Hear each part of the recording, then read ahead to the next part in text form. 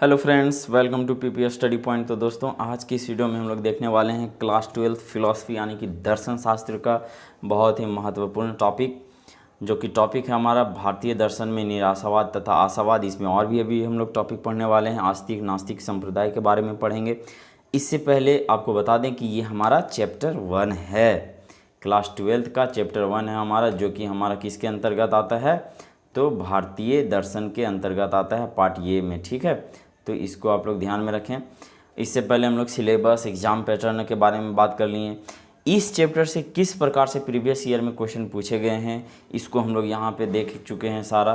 तो आप लोग प्रीवियस वीडियो जाके ज़रूर देखें, ताकि यहाँ पे जितने पॉइंट हम लोग पहले बात कर चुके हैं इसके बारे में आपको जानकारी हो सके। आज ये हमारा चैप्टर 1 का लास्ट वीडियो है। ठीक है, तो जो भी टॉपिक बचे हुए हैं, जो इम्पोर्टेंट टॉपिक हैं, ये हम लोग कंप्लीट सब्जेक्टिव वीडियो पढ़ रहे हैं, है ना, देख रहे हैं। तो आप लोग बारीकी से यहाँ पे पढ़ते चलें।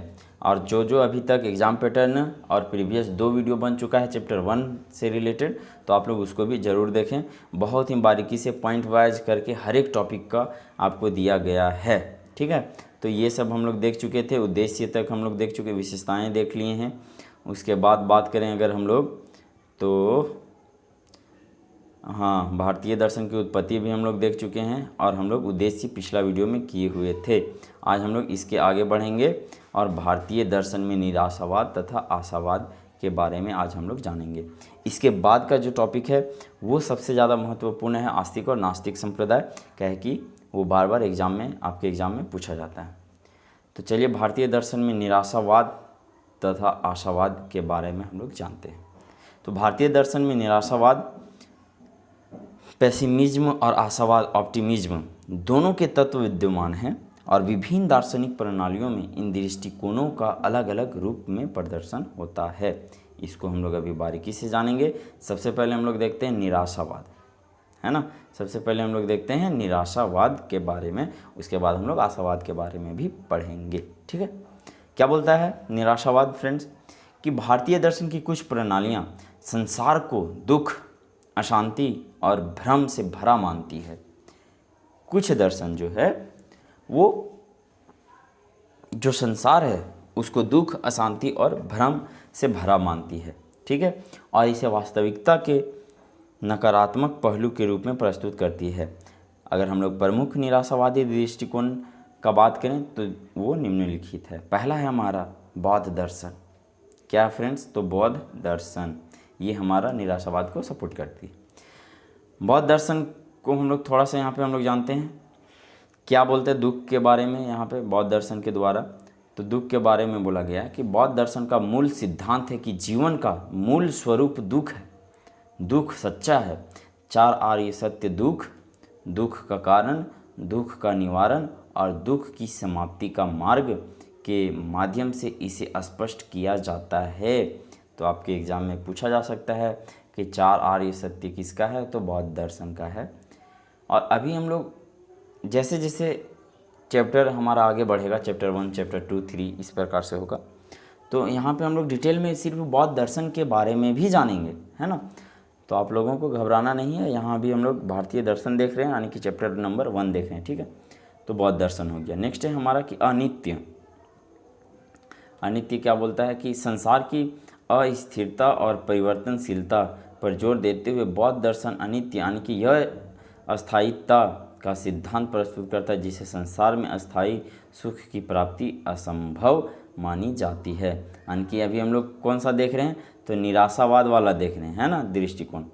नेक्स्ट है हम लोग देखते हैं जैन दर्शन के बारे में क्या बोलता है भाई निराशावाद के बारे में। तो ये हमारा कि संसार की नश्वरता, जैन दर्शन भी संसार को नश्वर और दुखमय मानता है।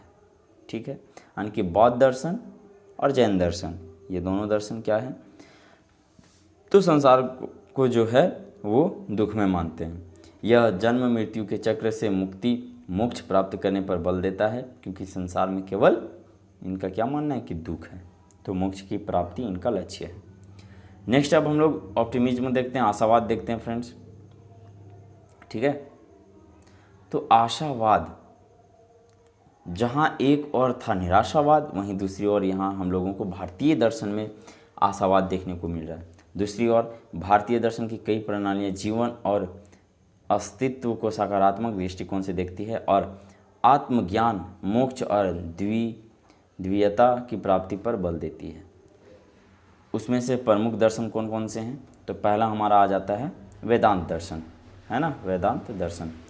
तो ये क्या बोलता है कि अद्वैत वेदांत शंकराचार्य द्वारा प्रवर्तित अद्वैत वेदांत संसार को माया मानता है, परंतु आत्मा और ब्रह्म को एक और अनंत सुख का स्रोत मानता है। आत्मज्ञान से व्यक्ति इस सुख की प्राप्ति कर सकता है। व्यक्ति जो ब्रह्म अनंत सुख का स्रोत है, इसको व्यक्ति कैसे प्राप्त कर सकता है? तो आत्मज्ञान करके, ठीक है। नेक्स्ट है हमारा कि विशिष्टता द्वैत और अद्वैत, मतलब कि द्वैत। रामानुज और मध्वाचार्य के अनुसार भक्ति और भगवान के प्रति समर्पण के माध्यम से मोक्ष और अनंत आनंद की प्राप्ति संभव है। योग दर्शन हम लोग देखते हैं कि आशावाद के बारे में क्या कहता है योग दर्शन। तो पतंजलि का योग दर्शन मानसिक और शारीरिक अनुशासन के माध्यम से आत्म साक्षात्कार और शांति की प्राप्ति पर बल देता है। यह एक सकारात्मक मार्ग है जो मानसिक और आध्यात्मिक शांति की दिशा में ले जाता है, ठीक है। नेक्स्ट है हमारा भक्ति आंदोलन। भक्ति आंदोलन से क्या तात्पर्य है कि भक्ति आंदोलन ने भगवान के प्रति प्रेम और समर्पण के माध्यम से मुक्ति और दिव्य आनंद की प्राप्ति की बात की। यह जीवन के प्रति एक आशावादी दृष्टिकोण प्रस्तुत करता है, ठीक है। तो ये था हमारा आशावाद और निराशावाद। इसका अगर निष्कर्ष का हम लोग बात करें तो निष्कर्ष भी आप लोगों को ध्यान में रखना है, इससे आपका जो लिखावट है वो थोड़ा अट्रैक्टिव हो जाएगा। निष्कर्ष हम लोग देखते हैं आशावाद और निराशावाद के बारे में कि भारतीय दर्शन में निराशावाद और आशावाद दोनों ही दृष्टिकोण स्पष्ट रूप से देखे जा सकते हैं, जैसे कि अभी हम लोग ऊपर में बताएं क्या कि बौद्ध और जैन दर्शन जो है वो संसार को दुख में मानते हुए निराशावादी दृष्टिकोण प्रस्तुत करते हैं, जबकि वहीं अगर बात करें वेदांत, योग और भक्ति आंदोलन जीवन और अस्तित्व को सकारात्मक दृष्टिकोण से देखकर आशावादी दृष्टिकोण प्रस्तुत करती है। ये दोनों दृष्टिकोण मिलकर भारतीय दर्शन की समृद्धि और विविधता को दर्शाते हैं, जो जीवन के गहन और व्यापक विश्लेषण की क्षमता रखता है, ठीक है फ्रेंड्स। चलिए अब यहाँ पे हम लोग थोड़ा सा 1-2 पॉइंट और देख लेते हैं, उसके बाद आपका स्टार्ट होगा आस्तिक नास्तिक, जो कि बहुत ज़्यादा इंपॉर्टेंट है। क्या बोल रहा है यहाँ पे कि भारतीय दर्शन के संप्रदायों में भारतीय संस्कृति के सामान्य चिन्ह, है ना। तो भारतीय दर्शन के संप्रदायों में भारतीय संस्कृति के सामान्य चिन्ह यहाँ पे दिए गए हैं, जो कि आप लोग देख सकते हैं। क्या है भारतीय दर्शन के संप्रदायों का जो संस्कृति का सामान्य चिन्ह क्या क्या है कि जीवन का आध्यात्मिक लक्ष्य, समन्वयवादी प्रकृति, ये आपके दिमाग में होना चाहिए अगर आप भारतीय दर्शन पढ़ रहे हैं तो।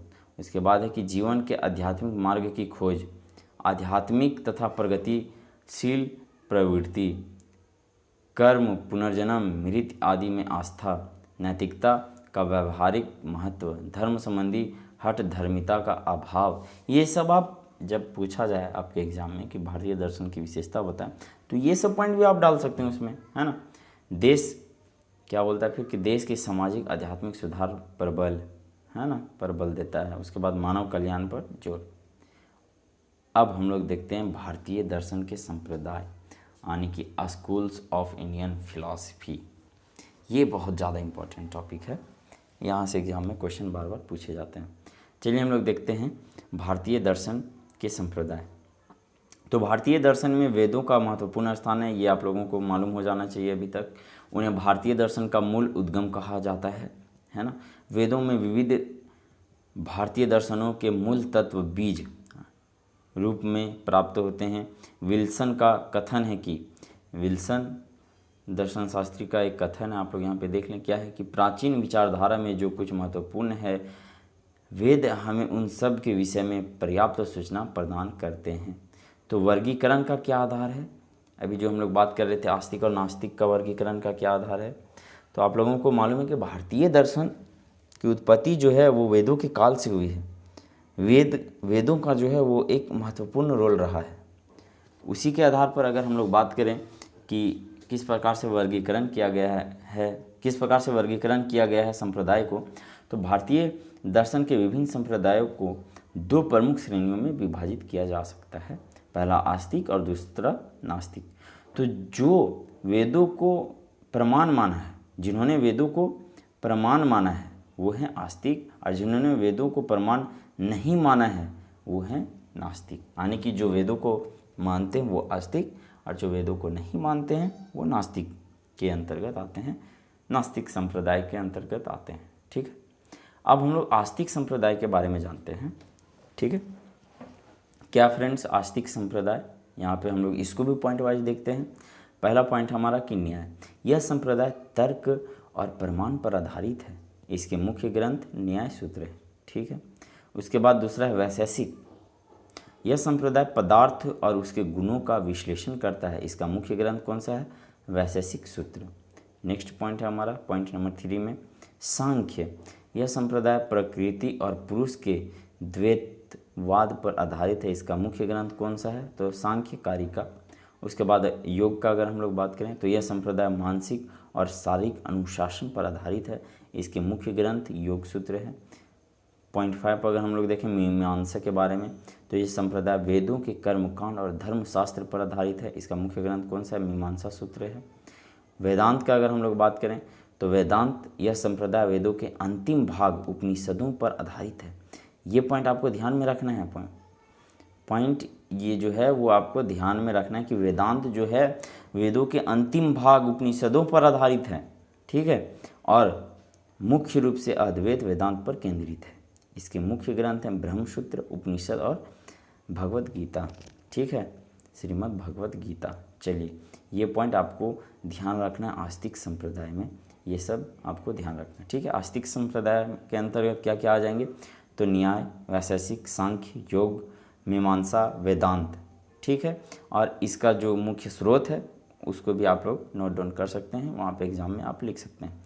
अगर हम लोग नास्तिक संप्रदाय के बारे में अब हम लोग बात करते हैं, कौन से संप्रदाय के बारे में? तो नास्तिक संप्रदाय के बारे में, जो वेदों को प्रमाण के रूप में नहीं मानते हैं। ठीक है, नास्तिक संप्रदाय का अगर हम लोग बात करें तो चार्वाक, यह संप्रदाय भौतिकवादी और नास्तिक दृष्टिकोण रखता है। इसका प्रमुख सिद्धांत है कि इंद्रियों से प्राप्त अनुभव ही एकमात्र प्रमाण है ना? इंद्रियों से प्राप्त अनुभव ही एकमात्र प्रमाण है। ठीक है, इंद्रियां 5 इंद्रियां हैं हम लोगों के पास। चलिए नेक्स्ट हम लोग देखते हैं जैन दर्शन क्या बोलता है फ्रेंड्स? ये बोलता है कि यह संप्रदाय अहिंसा, अनेकांतवाद और अपरिग्रह पर आधारित है। इसके मुख्य ग्रंथ है आगम तथा तत्वार्थ सूत्र। ठीक है, नेक्स्ट देखते हैं बौद्ध क्या बोलता है कि यह संप्रदाय 4 आर्य सत्य और अष्टांगी मार्ग पर आधारित है। इसके मुख्य ग्रंथ कौन से हैं? तो त्रिपिटक हैं, है ना? इसको आप लोग देख लेंगे। नेक्स्ट है, अब हम लोग लास्ट इसको करते हैं कि इन संप्रदायों ने भारतीय दर्शन की गहरी और विविधतापूर्ण परंपरा का निर्माण किया है। ठीक है, चलिए, तो हम लोग जो है वो चैप्टर 1 कंप्लीट देख चुके हैं फ्रेंड्स, जिसमें से हम लोग जितना प्रीवियस ईयर क्वेश्चन पूछा गया था वो सारा हम लोग कर चुके हैं। यहाँ पे स्टार्टिंग में जो हमारा फर्स्ट वीडियो था, चैप्टर नंबर 1 का फर्स्ट वीडियो था, उसमें हम लोग सारा प्रीवियस ईयर क्वेश्चन देखें कि किस प्रकार से आपके एग्जाम में क्वेश्चन पूछे जाते हैं। तो आप लोग चैप्टर 1 का यानी कि क्लास 12th फिलॉसफी चैप्टर 1 का जो है वो 3 वीडियो बना है।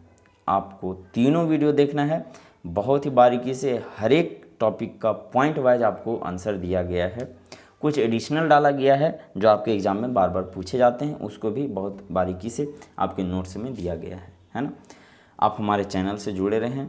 इसी प्रकार से फिलॉसफी और अन्य सब्जेक्ट, अन्य विषय का जितना भी वीडियो होगा आपको प्रोवाइड करवाया जाएगा। अगर आप हमसे कुछ और भी एक्सपेक्ट करते हैं कि नहीं सर हमको इस टॉपिक पे वीडियो चाहिए या इस चैप्टर या इस सब्जेक्ट का वीडियो चाहिए, तो आप हमें कमेंट करके बता सकते हैं। आप हमारे टेलीग्राम चैनल से जुड़ सकते हैं जो कि पीपीएस स्टडी पॉइंट नाम से है।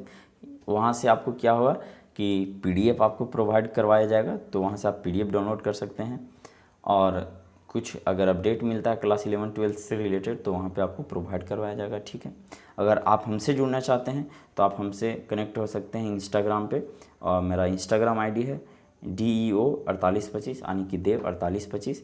ठीक है, तो आज की इस वीडियो में इतना ही। अब हम लोग नेक्स्ट वीडियो में मिलेंगे और नेक्स्ट चैप्टर के साथ मिलेंगे। आप लोग बहुत ही अच्छे तरीके से इसको रिवीजन करें, और अभी एग्ज़ाम में टाइम है काफ़ी, तो आप अभी से ही धीरे धीरे करके तैयारी में लग जाएं, है ना।